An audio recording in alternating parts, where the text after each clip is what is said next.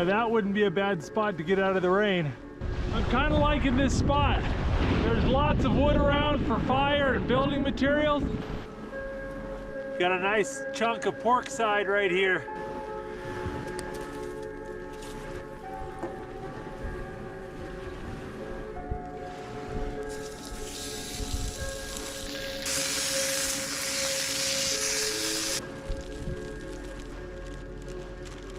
I got a little jar of Cholula's green pepper hot sauce here.